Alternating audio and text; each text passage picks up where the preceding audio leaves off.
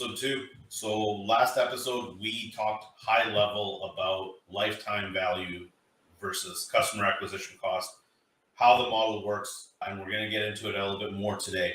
So to quickly recap, value is your revenue minus variable cost.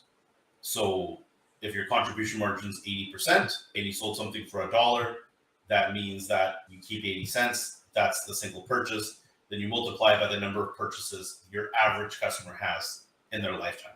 That's lifetime value. Customer acquisition cost, all the costs associated with acquiring a customer. So whether those be media, whether that be marketing, staff, agency costs, salespeople costs, it's the whole thing, all in. And then you're looking for what's the ratio between the two. So how many times LTV to CAC do you have? Really at a high level. But we wanted to get into today just talking about one thing, which is lifetime value by itself, right? So we really need to break this down. So we know the formula for LTV, and there's 3 primary elements to LTV. And the first one is frequency of purchase. So like the number of times somebody buys from your company, right? That's frequency of purchase. Number 2, you can influence average purchase size, right? What's your average order value? Is it $30 per session? Is it $100 per session? What elements can affect that?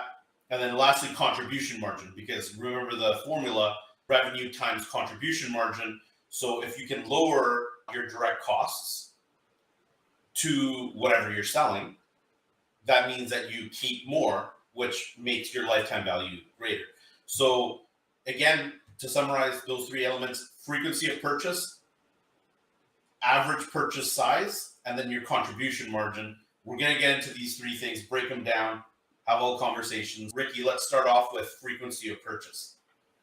Sounds good. I mean, this one is probably the most intuitive. It's literally like, how many times is somebody buying your product? There are some products out there that are a one-time purchase where maybe the product lasts such a long time that you don't expect the client to be purchasing more than one in a lifetime. But for most products, there is some sort of repurchase involved. So frequency of purchase is the number one. And so that breaks down to things like retention. If the product and the experience are good, you're going to retain your customers. They're going to want to purchase it again. And that comes down to really the experience overall of the product or service, if it's a service.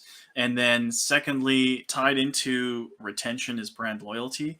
So what's the overall brand? How does it resonate with people? When you're buying something like toothpaste, for example, there's a lot of similarities between the products. And so a lot of it comes down to brand. What's the marketing like? What's the branding like? How does that resonate with the customers? And that's going to increase your frequency if your brand has higher loyalty.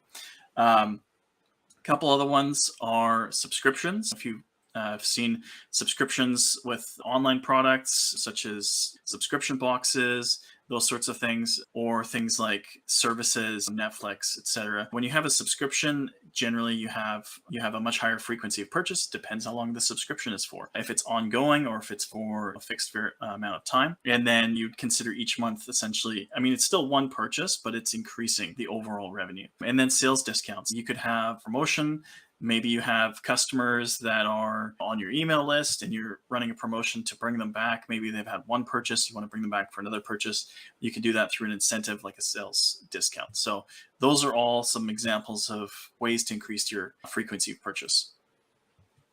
Yeah, so I mean, the one actual example, like real life example that I can give you of this is actually, back in the day, pre-internet days, in terms of the internet was around, but it wasn't a driving force of sales quite yet. It's actually Beachcomber. The story goes like very early on in that product's life cycle, there was this woman that was running that brand, and they were installing things like hot tubs in their people's backyards. And so she came up with this idea of, on delivery, they would send an extra person to come deliver and set this thing up.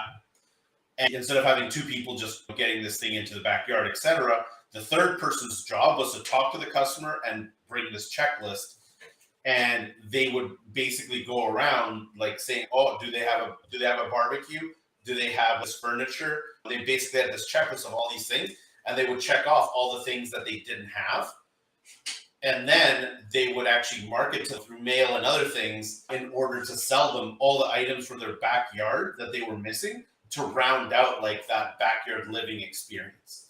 It basically skyrocketed the sales of this company, and it's all around frequency of purchase because they were like, well, yes, we're getting this one big purchase in, but what if we could sell them a whole bunch of other stuff over time? And now we know exactly the things that they're missing, right?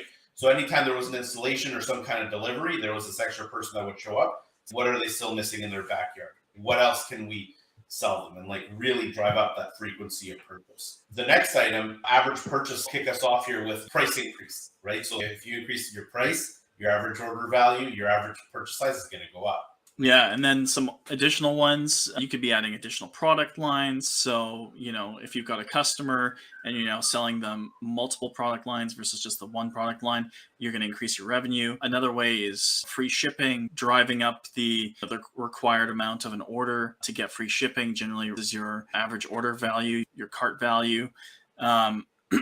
There's also bundling, a little bit similar to what Nick was talking about. If you've got a basket of goods versus selling one product, if you're selling in a marketplace, maybe you're selling 20 products. Amazon does this very well. They have the add-on items because what they're trying to do is they're trying to increase the cart. They're trying to add to the bundle. So there's lots of different ways that you can add incentives to create bundles and additional add-ons to the core product as well. If you're buying a vehicle, let's say you're buying a new Tesla, do you want the nice tires or rims? And there's all these additional packages of things you can add on to the vehicle when you're making the purchase. Yeah. And then the last item is contribution margin. So what's a contribution margin of what you're selling? And obviously the higher the better. Any way you can lower cost of goods sold. So if you're producing something, if you produce more of it, usually there's some sort of scale of economy on your raw parts because you're buying more. Again, increasing price works here as well because you're increasing your contribution margin and like general operational efficiency. So how efficiently your company runs. So yeah, those are the primary three factors that affect lifetime value. Quick recap: frequency of purchase, average purchase price, and contribution margin. Until next time.